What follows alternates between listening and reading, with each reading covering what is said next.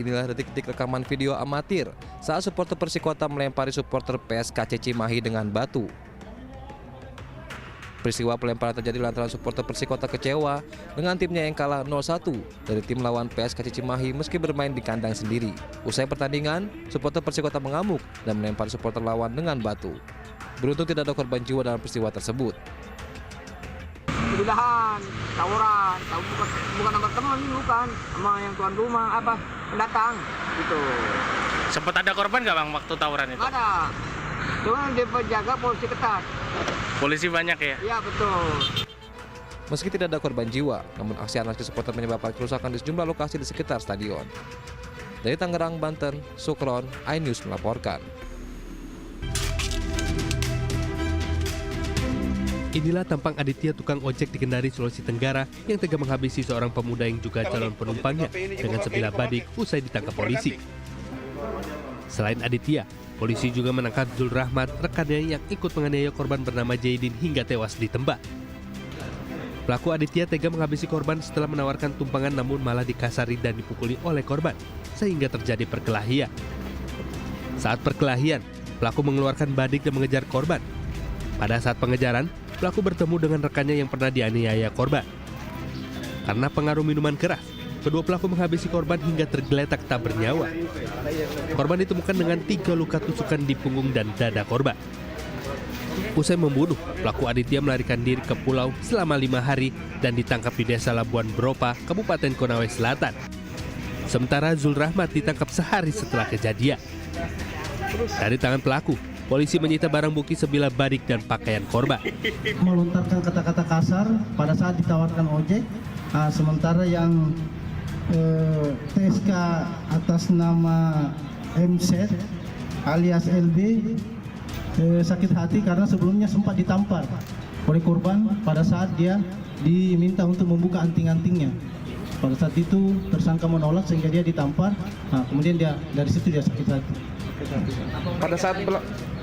Pada saat melakukan ini apakah dalam kondisi normal atau pada saat itu pelaku dalam pengaruh minuman keras. Atas perbuatannya, kedua pelaku dijerat pasal 338 KUHP, subseder pasal 351 dengan ancaman 15 tahun kurungan penjara. Dari Kendari, Sulawesi Tenggara, Mukhtarudin, iNews melaporkan.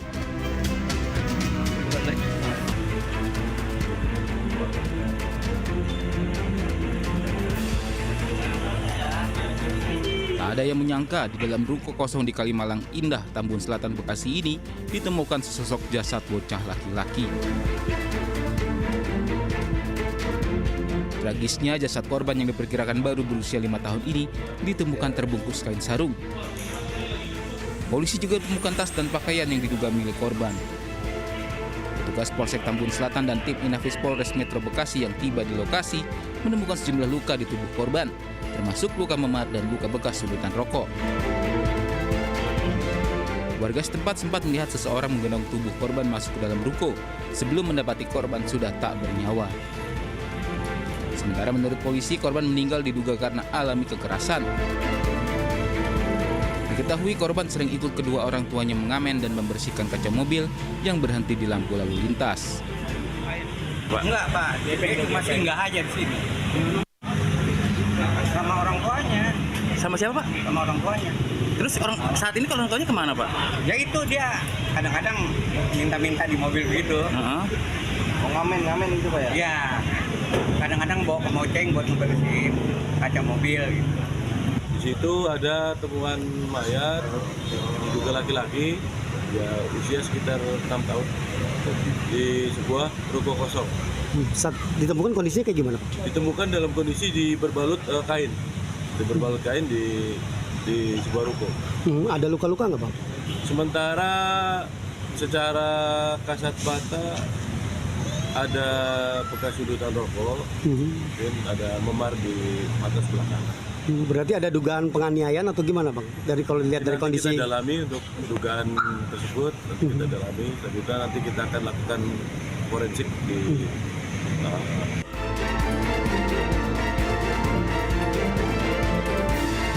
Untuk pastikan kematian korban, jasad korban dibawa ke Rumah Sakit Polri Kramat Jati, Jakarta Timur. Dari Kabupaten Bekasi, Jawa Barat, Didit Junaidi, iNews melaporkan. Seorang anak menangis saat kakinya terjepit di salah 2 tiang di Pasuruan, Jawa Timur. Kejadian ini dilaporkan oleh seorang warga setempat. Begitu mendapat laporan, petugas Damkar Kota Pasuruan langsung mendatangi lokasi. Mereka pun langsung berusaha mengevakuasi anak yang terjepit dengan sejumlah alat. Menurut warga, korban terjepit usai bermain dengan temannya saat pulang mengaji. Ini biasa, anak-anak itu main. Kemungkinan dia itu main, kakinya dimasukkan ke celah antara 2 tiang kita. Masuk, lututnya nggak bisa keluar. Akhirnya nangis, otot kaki itu tegang. Akhirnya kita sempat kebingungan juga cara mengatasinya. Proses evakuasi tak berlangsung lama. Kaki korban yang terjepit pun langsung dibebaskan tanpa menimbulkan cedera serius. Dari Pasuruan, Jawa Timur, Jaka Samudra, iNews melaporkan.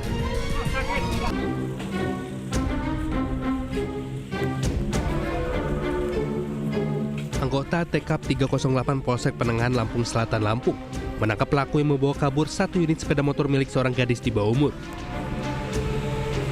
Pelaku ditangkap di kediamannya berikut barang bukti 1 unit sepeda motor yang sudah dirubah tampilannya. Berdasarkan pengakuan pelaku, dirinya sudah melakukan tindak pidana penipuan sebanyak 3 kali dengan modus yang sama. Jalan keliling daerah kota Kalimantan. Oh, kok korban mau? Emang apa yang kamu tawarin buat selain jalan-jalan itu? Gitu. Traktir dia makan, traktir dia belanja apa. Terus motornya buat apa ini? Dipakai buat sendiri, Pak. Untuk pelaku sendiri telah melakukan berulang kali tindakan penipuan ini kepada korban-korbannya dan selalu menggunakan media sosial untuk menipu korban-korbannya. Targetnya siapa sih, Bang? Untuk target dari pelaku ini biasanya adalah anak-anak perempuan di bawah umur atau anak-anak yang gampang untuk diajak ketemuan. Untuk setelah itu nanti dia akan melaksanakan aksinya untuk menipu dari korban-korbannya. Untuk mempertanggungjawabkan perbuatannya, pelaku mendekam di sel tahanan Mapolsek Penengahan dan akan dijerat dengan pasal 378 KUHP dengan ancaman hukuman 4 tahun penjara. Dari Lampung Selatan, Lampung, Heri Lustiawan, iNews melaporkan. Setelah pemeriksaan intensif, 5 pelaku pengeroyokan terhadap seorang wanita hingga babak belur dan bahkan nyaris ditelanjangi di Jalan Raya Pluit Selatan, Penjaringan, Jakarta Utara ditetapkan menjadi tersangka. 5 tersangka merupakan satu keluarga, yakni ibu dan 4 anaknya.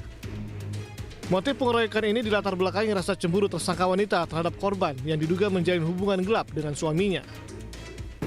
Diduga korban ini selingkuh dengan si korban.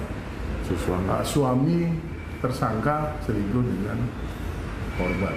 Semuanya 5 ditetapkan tersangka, terus ditahan 4 orang, 1 masih anak-anak wajib lapor ya, karena dia masih di bawah umur.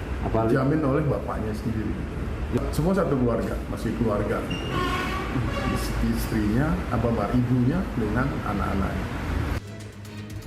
Keempat tersangka kini mendekam di sel tahanan Polres Metro Jakarta Utara. Sementara 1 tersangka masih di bawah umur dan tidak ditahan. Para tersangka dijerat pasal pengeroyokan dengan ancaman hukuman 7 tahun penjara.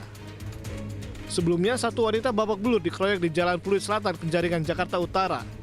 Korban yang babak belur bahkan nyaris ditelanjangi. Dari Jakarta, Sofyan Firdaus, iNews melaporkan.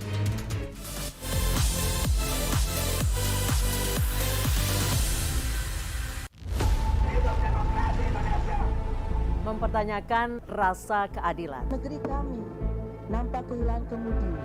Kebenaran, keberanian, dan juga kejujuran. Saatnya kita bicara. Tuntaskan di sini. Menyampaikan dari kacamata mahasiswa. Saya Aryo Ardi. Saya Anisha Dasuki. Interupsi hanya di iNews.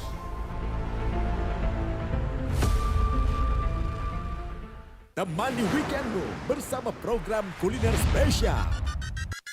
Kalaparan, eksplor gokil wisata kuliner. Tempat makan yang jarang terekspos. Food Diary, mengupas sejarah kuliner, hidangan viral dari Nusantara sampai mancanegara. Mantep banget, mantep banget. Saksikan kuliner spesial weekend Sabtu dan Minggu pukul 10 pagi di iNews.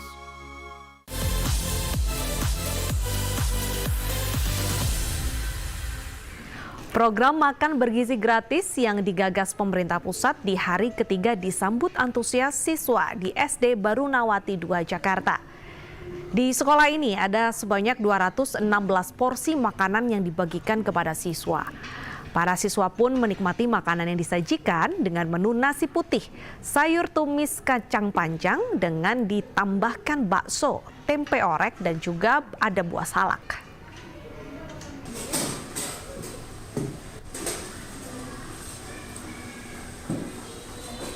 Satuan Pelayanan Pemenuhan Gizi SPPG Kota Medan mendistribusikan 471 porsi paket makanan bergizi gratis di 2 sekolah dasar yakni SD 060862 dan SD 060864 Jalan 5 Medan Timur.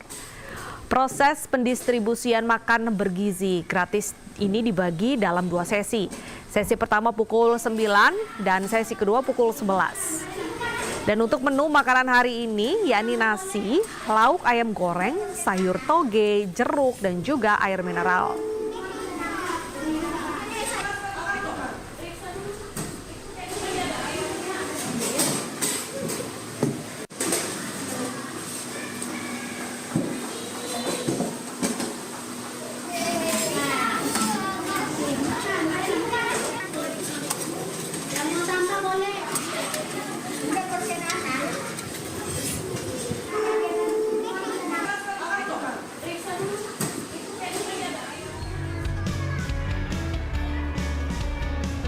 Hari kedua program makan bergizi gratis, siswa-siswi yang menerima manfaatnya masih menyambut antusias.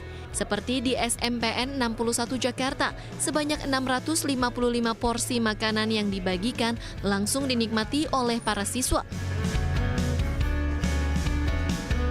Menu yang disajikan hari ini adalah nasi putih, sayur bayam wortel, telur orak-arik, pisang, dan susu. Menurut aku ini makanannya lumayan sangat sehat dan enak. Iya, menurut aku juga setuju sih. Itu sehat terus enak juga. Itu bisa bantu biar anak itu habis makan tuh jadi lebih fokus mungkin buat belajarnya. Di Depok, Jawa Barat, sejumlah siswa SD Negeri Cilangkap 5 Tapos, Kota Depok mengaku senang dengan adanya program makan bergizi gratis ini karena bisa berhemat dan menabung uang jajan mereka. Setiap hari sebanyak 740 porsi menu makanan bergizi didistribusikan dari dapur Satuan Pelayanan Pemenuhan Gizi yang berada di kawasan Cilangkap yang sudah berlangsung sejak tanggal 6 Januari 2025.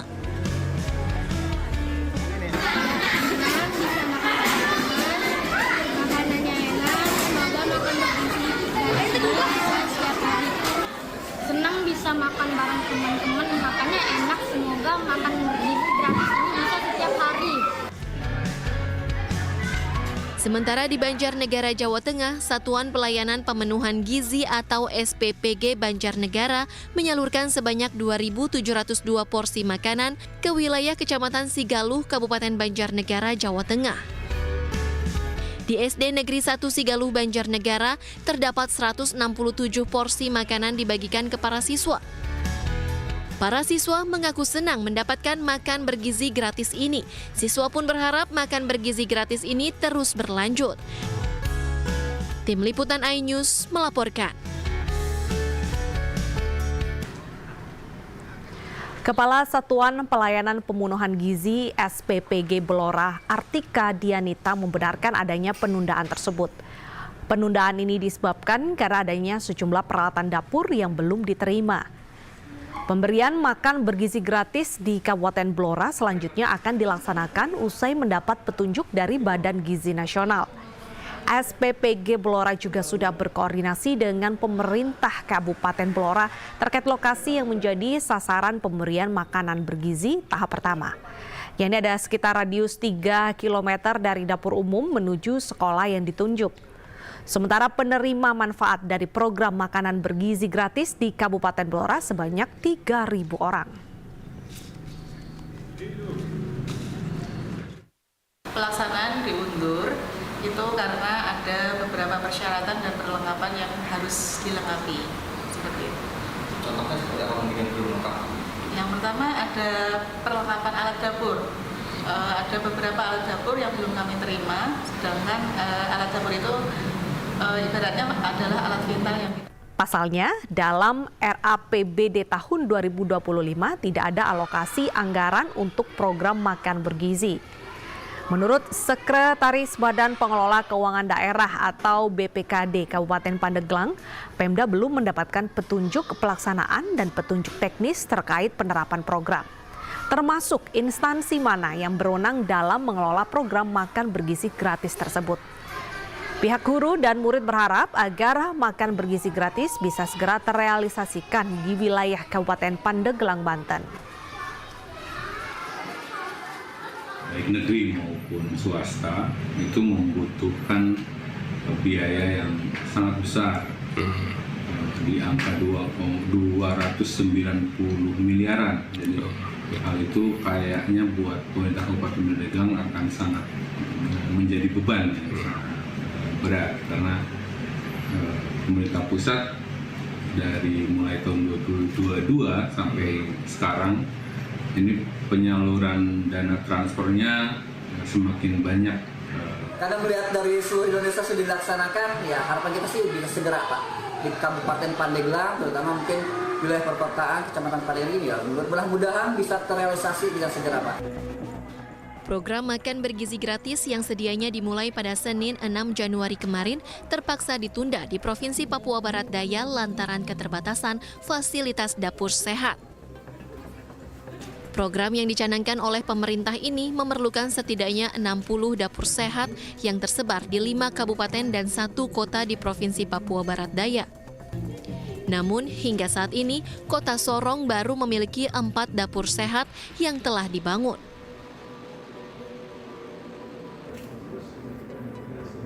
Untuk memastikan kesiapan program ini, Gubernur Papua Barat Daya bersama sejumlah pihak terkait meninjau langsung salah satu dapur sehat yang berada di kawasan belakang kantor Koramil 1802 Rufei, Distrik Sorong Barat. Di lokasi ini, pembangunan dapur sehat telah selesai 100%. Sementara perlengkapan pendukung sebagian sudah tiba dan sisanya masih dalam perjalanan menuju Kota Sorong. Saya pribadi tetap berespon. Kehadiran saya di sini itu bukan perhatian. Pak Indu benar-benar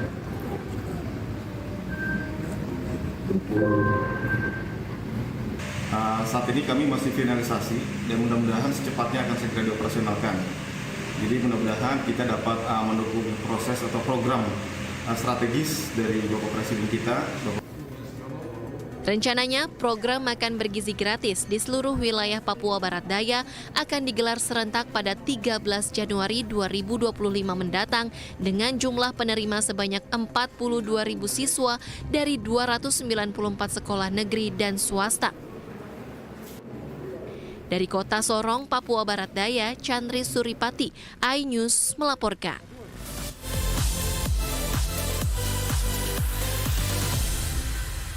The Great Prime Time. Bisa dikatakan lurus. Benarkah dari perkara? Balikin uang gue, Gus. Gratis itu, Harus kesel juga gitu. Bersama saya, Abraham Sulaiman. AB Plus, setiap Senin pukul 8 malam. Bagaimana kita melihat hari-hari ke depan? Yang jelas PR-nya banyak. Tadi ternyata oleh Bung Aiman. Baunya menyengat. Dukit-dukit juga nggak pernah selesai. Lu sampaikan peristiwa-peristiwa itu. Saya Aiman Wicaksono, inilah. Rakyat bersuara, Selasa pukul 7 malam. Kuasa hukumnya operasi buat. Kekerasan seksual, 1000%. Banyak. Berapa korban? Penyiram air keras. Padahal kita dalam bukti ini The Prime Show, Rabu pukul 8 malam. Pilkada Jakarta sudah mulai bergemuruh. Ada game sosial yang serius. Mosok si gontok-gontokan. Yang lambat. Saya Anisha Dasuki. Dan saya Aryo Ardi. Interupsi, Kamis pukul 8 malam. Only on iNews.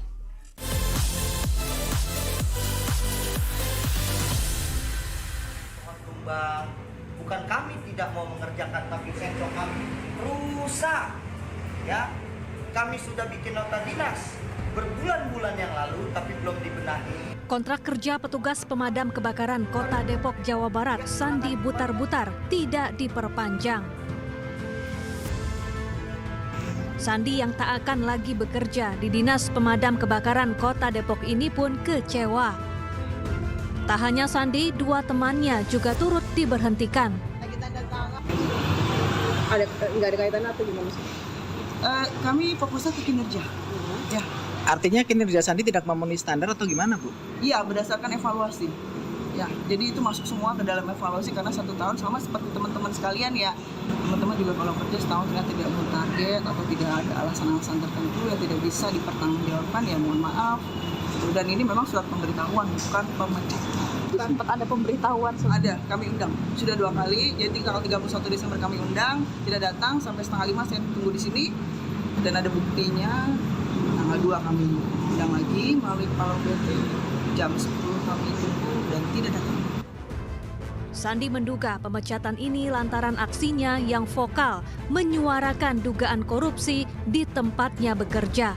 Sandi juga mengaku pernah ditawari sejumlah uang agar ia tutup mulut. Atas pemberhentian ini, Sandi dan kuasa hukumnya berencana melayangkan somasi ke Pemkot Depok. Kesalahan saya apa gitu? Apakah mungkin dari dendam pribadi mereka atau seperti apa dari Bu Tesi gitu? Apa mungkin dia kuncinya ada di saya menyerang dia secara pekerjaannya gitu. Ya saya juga bingung juga gitu, saya dipecat faktor apa gitu, standarisasinya seperti apa. Kalau dibilang masuk, saya masuk terus. Apa yang dikomandokan mereka, saya selalu menyelesaikan tugas saya. Sampai saya kena luka bakar, saya patah tulang dan lain-lain, saya selalu seperti itu. Sebelumnya, Sandi Butar-Butar lantang menyuarakan dugaan korupsi di lingkungan Dinas Damkar Kota Depok. Selain itu, Sandi kerap mengungkap keterbatasan alat-alat pemadam kebakaran yang ada di kantornya sehingga menghambat tugas-tugas pemadaman dan penyelamatan. Dari Depok, Jawa Barat, Iyung Rizky, iNews melaporkan.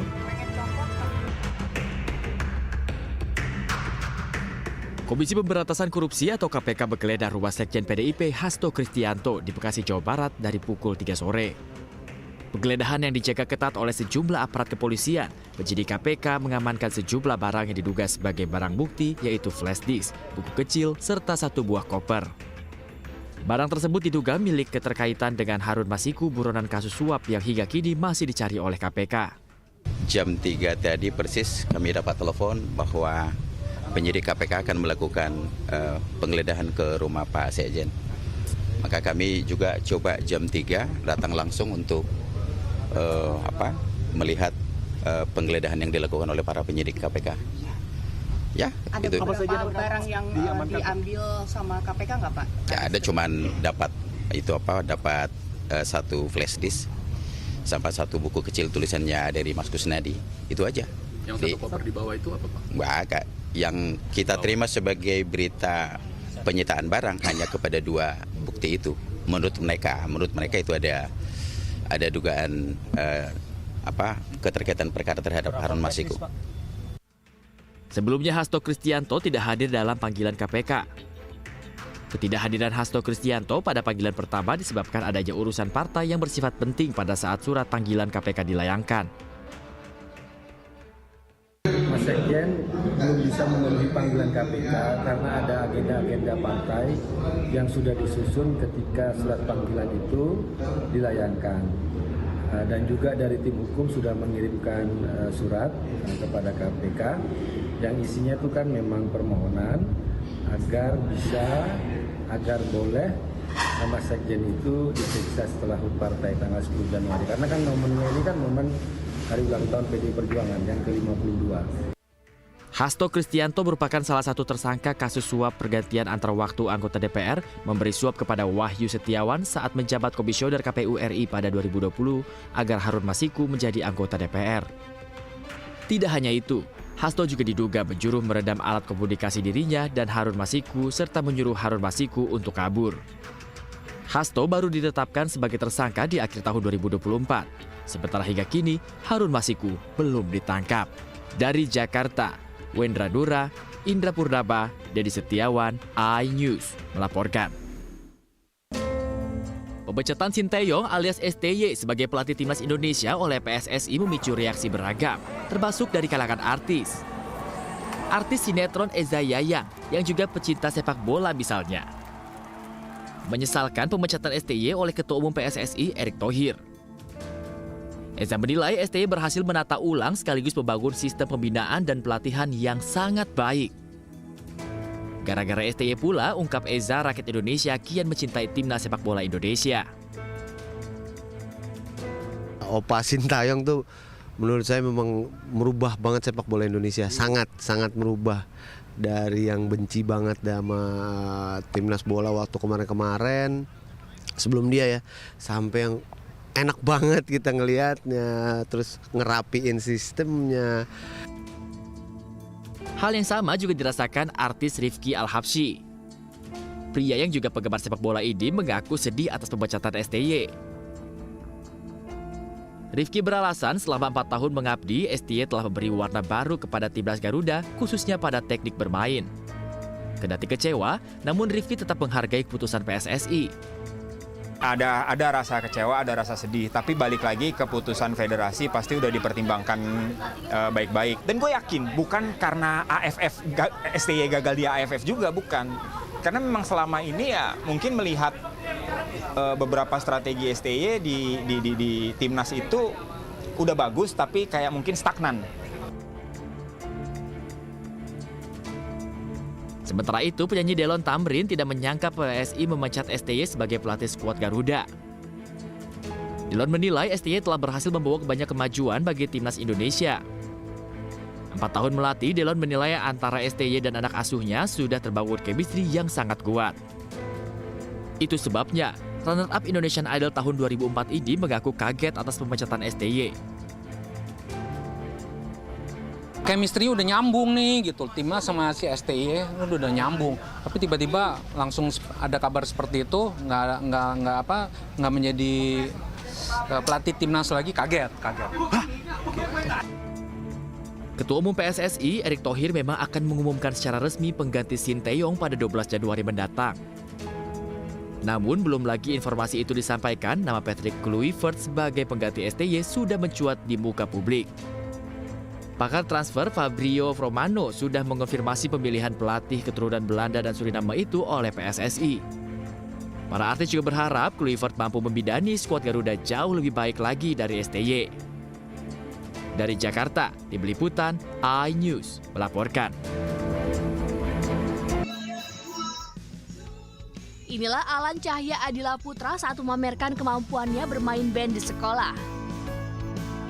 Alan merupakan anak berkebutuhan khusus yang memiliki bakat seni dan menimba ilmu di sekolah berkebutuhan khusus Immaculata Autism Boarding School, Cijeruk, Kabupaten Bogor, Jawa Barat.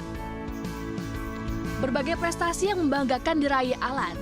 Salah satunya meraih rekor muri saat membawakan 37 lagu nonstop pada Maret 2024 lalu. Berkat didikan para guru di sekolah berkebutuhan khusus Immaculata Autism Boarding School Cijeruk, Kabupaten Bogor, Alan diundang untuk tampil dalam acara Natal di sebuah sekolah swasta di Bogor. Anak autis itu tiap hari marah gitu. Tapi setelah saya masukkan ke Immaculata Boarding School, baru kelihatan dia tuh minatnya di musik, memainkan musik, dan ya sampai akhirnya mendapatkan rekor muri itu. Bagi saya itu sangat luar biasa, amazing. Anak saya bisa main musik aja saya sudah senang ya. Apalagi sampai dia mendapatkan predikat dapat predikat muri. Dia bisa mainkan musik non-stop tanpa istirahat 37 lagu. Itu bagi saya tuh luar biasa sekali. Saya bahagia banget, bangga dengan Alan. Luar biasa perjuangannya dan hebat sekali. Semoga di sekolah Immaculata Boarding School ini muncul juga alan-alan yang lain yang bisa menjadi kebanggaan bagi kami semua.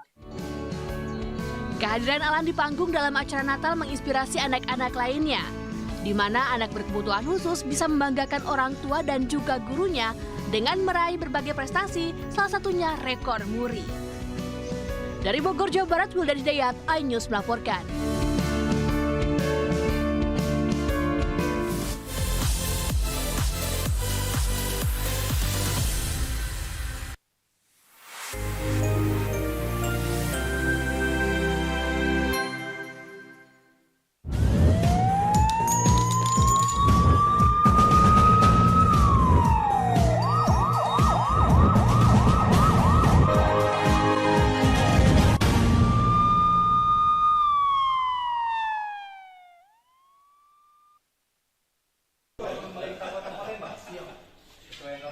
Satuan Polisi Pamung Praja Kota Palembang melaporkan pihak Hotel Pars Cedars yang terletak di Jalan Seroja, Kelurahan Dopo Ilir, Kecamatan Ir Timur 1 ke SPKT Polrestabes Palembang. Pihak hotel dilaporkan karena diduga mencabut segel.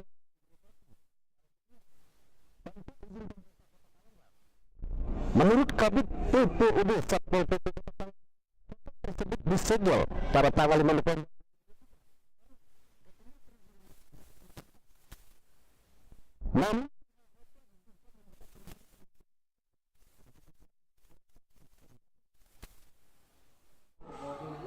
Satuan Polisi Pamung Praja diperintahkan dan diberi surat kuasa khusus oleh Kepala Satuan Polisi Pamung Praja untuk melaporkan bahwasanya pembukaan segel Hotel Park Cedars. Segel itu sendiri disegel karena apa, Bang? Hotel itu, Bang? Melanggar apa? Karena pertama kali kami rapat dengan Komisi 3 dan OPD terkait, hotel tersebut ada perizinan yang belum lengkap. Laporan sendiri telah diterima pihak kepolisian dengan pasal 406 ayat 1 KUHP dan pasal 232 ayat 1 KUHP tentang orang yang dari Palembang.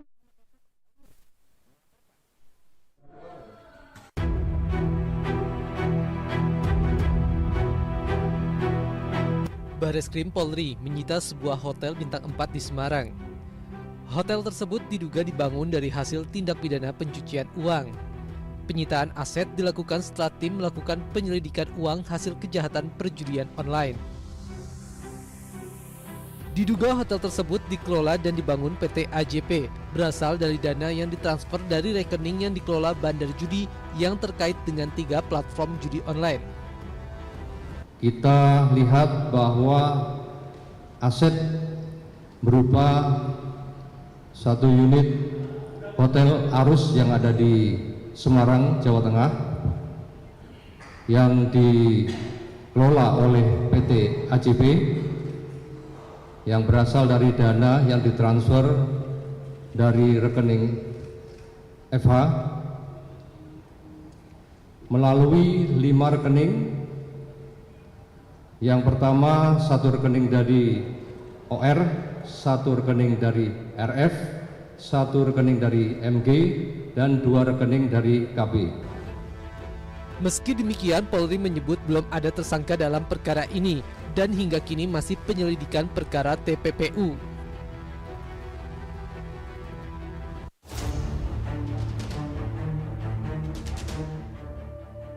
Dalam rekaman CCTV, terlihat pasangan kekasih membuang bayinya di depan sebuah sekolah dasar Al-Madinah, Jalan Ampi, Kelurahan Air Dingin, Kecamatan Bukit Raya, Kota Pekanbaru, Riau.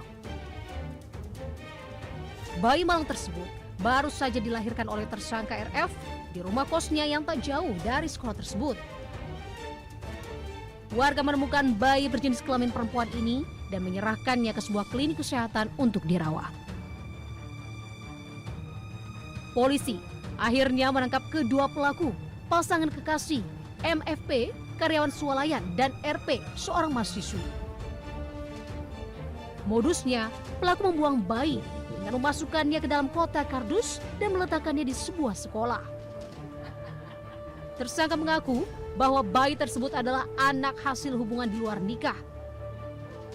Mereka nekat membuang bayi tersebut karena takut dan malu perbuatannya diketahui oleh orang tuanya. Polisi menyita barang bukti 1 helai spray, pakaian tersangka perempuan saat melahirkan, dan sebuah gunting yang digunakan untuk memotong plasenta.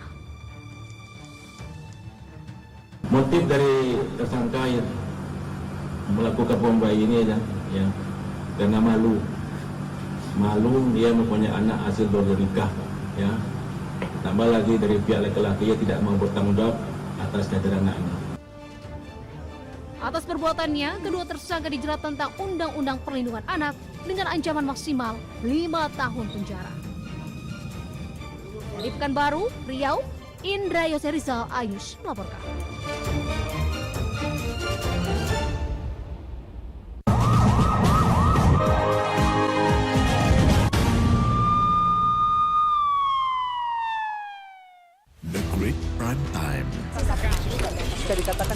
benarkah dari perkara? Balikin uang gue, Gus. Gratis itu, Harus kesel juga gitu. Bersama saya, Abraham Silaban. AB Plus, setiap Senin pukul 8 malam. Bagaimana kita melihat hari-hari ke depan? Yang jelas PR-nya banyak. Tadi ternyata oleh Bung Aiman. Baunya menyengat. Dukit-dukit juga nggak pernah selesai nih. Lu sampaikan peristiwa-peristiwa itu. Saya Aiman Wicaksono, inilah. Rakyat Bersuara, Selasa pukul 7 malam. Kuasa hukumnya operasi buat. Kekerasan seksual 1000%. Banyak. Berapa korban? Penyiram air keras. Pada saat kita dalam bukti ini The Prime Show, Rabu pukul 8 malam. Pilkada Jakarta sudah mulai bergemuruh. Ada gap sosial yang serius. Musuh si gontok-gontokan. Yang lambat.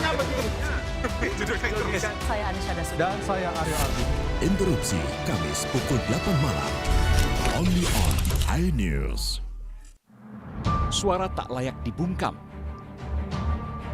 Intelektualitas perlu diuji.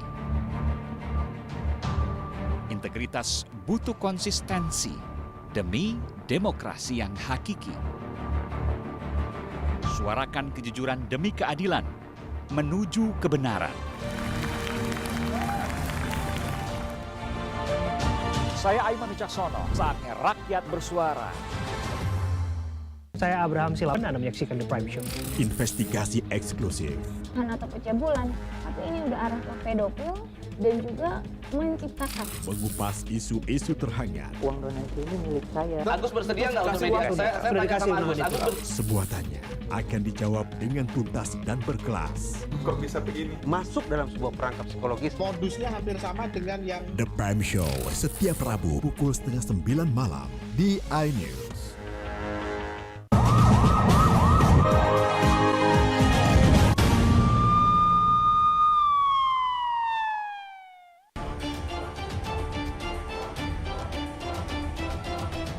Dua bulan menjadi buron polisi atas kasus peredaran narkoba. Seorang residivis narkoba ditangkap polisi di tempat persembunyiannya di tengah sawah di Koto Tangah, Padang, Sumatera Barat.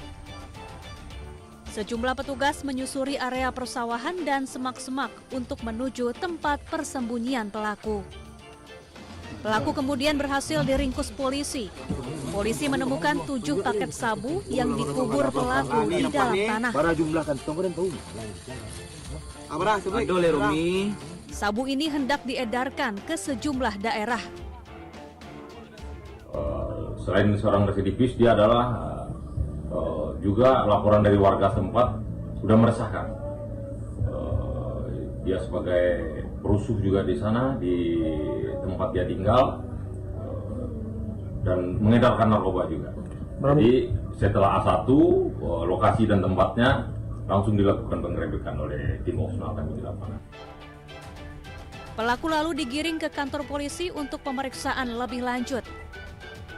Atas perbuatannya, pelaku terancam hukuman 15 tahun penjara.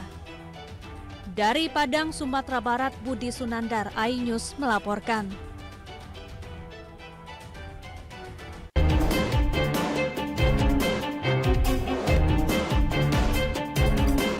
Kasus penembakan terhadap pemilik rental mobil hingga tewas di areal rest area KM 45 Tol Merak, Banten melibatkan 3 prajurit TNI AL, yakni Sertu AA, Sertu RH, dan LKPA. Panglima Komando Armada RI Laksamana Madya TNI Deni Hendrata mengatakan penembakan terjadi lantaran salah satu dari 3 anggota TNI AL dikeroyok orang tak dikenal yang ternyata pemilik mobil rental dan keluarganya. Saat itu korban IA tengah mengejar mobil miliknya yang terdeteksi di TKP. Diduga ketiga oknum TNI AL terlibat penggelapan mobil rental milik korban. Saat pengeroyokan, salah satu anggota meletuskan tembakan yang menyebabkan pemilik mobil rental tewas. TNI Angkatan Laut sangat menghormati proses hukum dengan menjunjung tinggi asas praduga tak bersalah. Dalam penjelasan ini tidak ada yang ditutup-tutupi, semua terbuka. Kami ingin menegaskan sikap TNI Angkatan Laut bahwa siapapun anggota kami bila terbukti bersalah, kami akan tindak tegas sesuai peraturan perundang-undangan yang berlaku di TNI. Kapolda Banten Irjen Pol Suyudi Aryoseto mengatakan kasus bermula saat mobil Brio milik korban disewa seorang warga Pandeglang berinisial AS Kemudian mobil diserahkan kepada IH yang kini DPO. IH yang dititipi mobil menyiapkan KTP dan KK palsu atas nama AS dan diserahkan kepada RH. RH selanjutnya menjual mobil ke IS seharga 23 juta rupiah.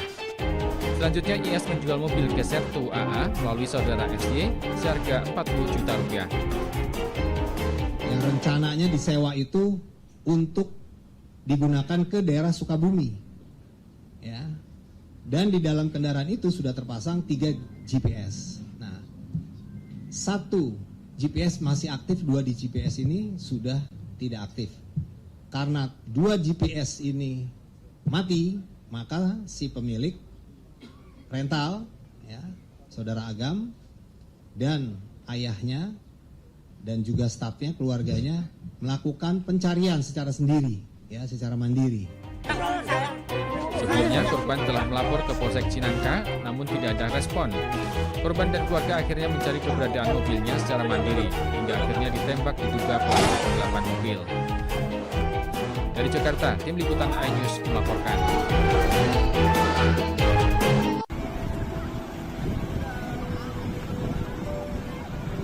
Seorang pelajar, Safina Azahra, warga Salawu, Tasikmalaya, tenggelam dan terseret arus ombak hingga 40 meter ke tengah laut di pantai barat Pangandaran, Jawa Barat. Mengetahui peristiwa tersebut, Bribka Anitya Munartono yang tengah berwisata dengan keluarganya terjun ke laut untuk menyelamatkan korban. Dibantu nelayan, tubuh korban berhasil dievakuasi ke darat, namun nahas Bribka Anitya justru sempat tenggelam di gulung ombak. Tubuh Bribka Anditya kemudian ditemukan dalam keadaan kritis oleh rekan-rekannya. Anggota Polsek Pageragang ini meninggal saat dievakuasi menuju RSUD Pandega, Pangandaran.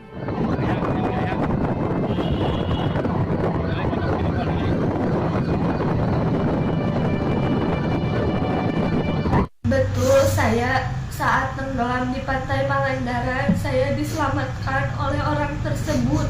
Dan orang tersebut yang menyelamatkan saya telah meninggal. Dan saya banyak-banyak terima kasih kepada orang tersebut yang telah menyelamatkan saya. Akibat kelelahan, Bribka Anditya dan Ananda Sepina Azahra dilakukan pertolongan pertama oleh petugas Satpol Air Polres Pangandaran dan Balawista, dibantu juga oleh petugas lainnya. Selanjutnya dibawa ke Rumah Sakit Pandega, Pangandaran. Bribka Anditya wafat di perjalanan menuju rumah sakit. Kini jasad Bribka Anditya Munartono telah dimakamkan di kampung halamannya. Dari Pangandaran, Jawa Barat, Irfan Ramdiansyah, iNews melaporkan.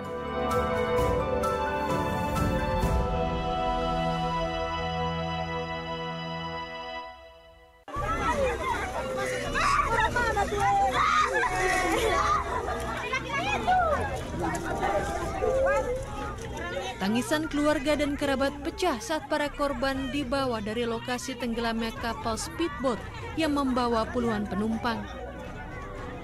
Speedboat yang bertolak dari Pulau Kelang, Kabupaten Seram bagian barat yang hendak menuju kota Ambon ini tenggelam di Dusun Samala, perairan Manipa. Saat kejadian, warga yang melihat kapal tenggelam bergegas menyelamatkan sejumlah penumpang dengan bantuan longboat milik warga. Dari 30 orang, 22 orang termasuk pengemudi kapal selamat, sementara 8 orang meninggal dunia. Kecelakaan kapal speedboat rute Tahaluku, Pulau Kelang, tujuan Pulau Ambon mengalami tenggelam di sekitar Tanjung Samala, antara Pulau Manipa dan Pulau Kelang, Kabupaten Seram bagian barat. Menurut Kapolsek Manipa, Ibda Edwin Ricardo Mangare, peristiwa ini terjadi karena kapal miring sehingga tenggelam, diduga karena banyaknya penumpang yang duduk di atap speedboat. Sebagian besar penumpang berhasil menyelamatkan diri, namun sejumlah penumpang terperangkap di dalam kapal. Peristiwa ini membuat kita harus lebih waspada saat menaiki transportasi terkait keamanan dan kenyamanan perjalanan, agar kejadian yang tak diinginkan tidak terjadi. Dari Kabupaten Seram, Maluku, Juanda Sari melaporkan.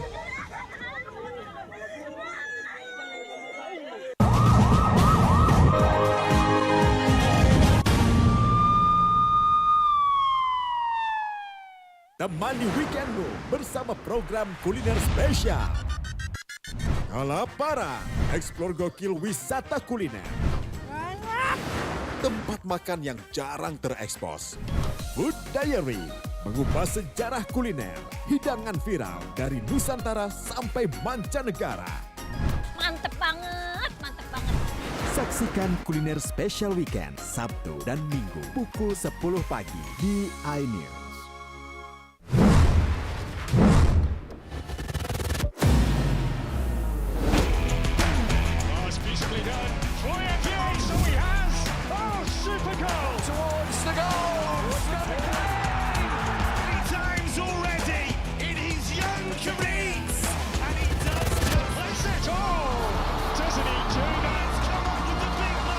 Bundesliga live iNews Premium Sports.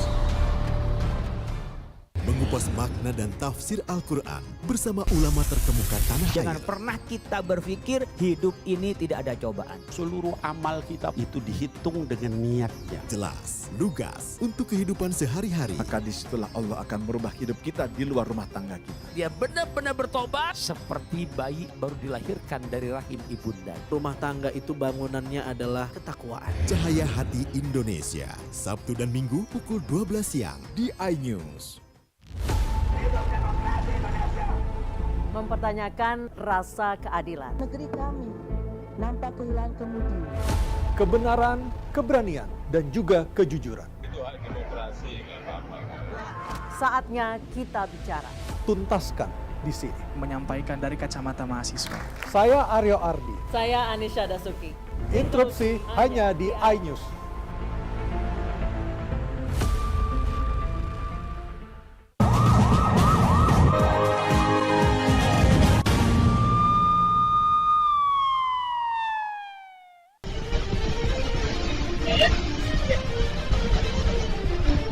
Rekaman CCTV sebuah konter handphone di Makassar merekam pelaku penculikan siswa SMP mendatangi konter HP bersama korban yang diculiknya. Pelaku rupanya sedang berencana melakukan penipuan dengan modus top up akun virtual sebesar 1,3 juta rupiah. Begitu uang top up masuk, pelaku kemudian pergi dan meninggalkan korban dengan dalih mengambil uang di ATM.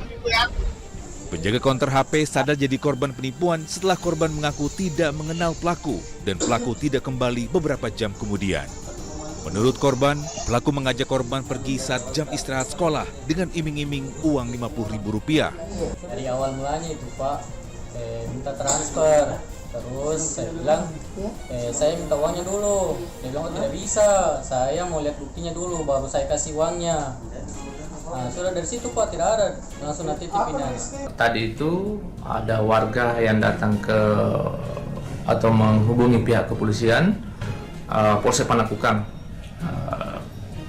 di mana di tempat tokonya yang merupakan Briling itu telah merasa ditipu oleh seseorang dengan cara modus operandinya yaitu orang tersebut berpura-pura minta untuk ditransferkan dana. Kemudian orang itu ditemani oleh seorang anak kecil, di mana orang itu menitipkan anak itu bahwa anak ini seakan-akan anak itu adalah anak daripada pelaku. Polisi kini tengah memburu pelaku, sementara anak korban penculikan telah dikembalikan ke orang tuanya. Dari Makassar, Sulawesi Selatan, Muhammad Nurbone, iNews melaporkan.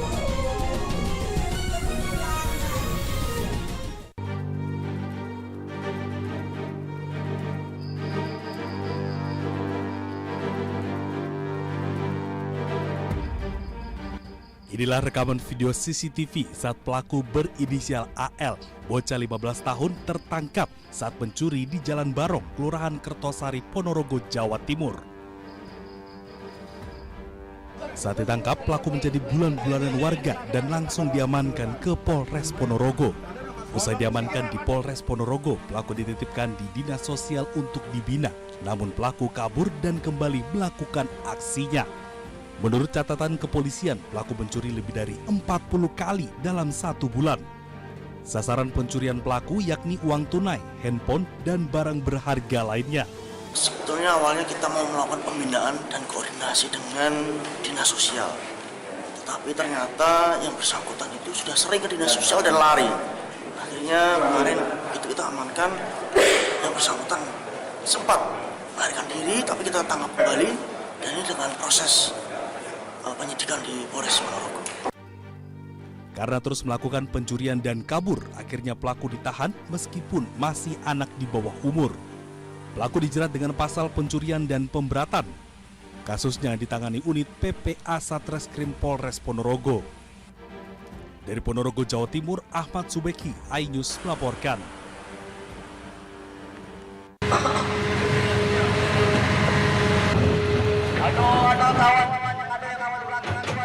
Ratusan kepala keluarga warga perumahan modern di Jalan Karim Kadir TKR Gandus, Palembang kebingungan. Pasalnya akses jalan keluar masuk perumahan digali warga yang mengaku sebagai pemilik lahan perumahan. Arman, salah seorang warga perumahan, warga tidak tahu dan tidak terlibat sengketa antara developer dengan namun warga ia berharap ada hati nurani.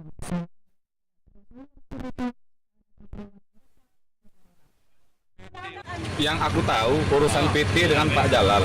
Kami ini sebagai warga tidak kate urusan dengan hal ini. Yang harusnya punya hati nurani. Cak mana kalau budak kecil nak sekolah, hari ini hari pertama budak nak sekolah. Entah ada nak melahir ke. Itu anggaplah sekolah bisa libur ya dak. Wong nak melahir ke. Berpikir dak wong sakit. Entah ada wong mati di dalam. Nak ngubur ke dalam lubang itu tidak mungkin kan. Berpikir. Sementara itu, juru bicara atau perwakilan pihak keluarga yang mengaku pemilik lahan jalan menyatakan pengerukan dilakukan sudah dikasih kesempatan, sudah sesuai dengan yang dijanjikan juga, tapi tidak kate konfirmasi, tidak kate juga etikat baik. Dan sekali lagi ini informasi penting, jadi untuk warga yang di dalam itu ada 11 unit rumah yang sudah dijual sama developer. Dan kita kasih waktu lagi untuk 11 unit rumah yang dijual sama developer. Jika 1 minggu tidak ada konfirmasi, tidak ada etikat baik, terpaksa akan kami ratakan. Tak ada tindak lanjut atau penyelesaian dari pihak developer perumahan, pemilik lahan akan berupaya menempuh jalur hukum. Dari Palembang, Guntur, iNews melaporkan.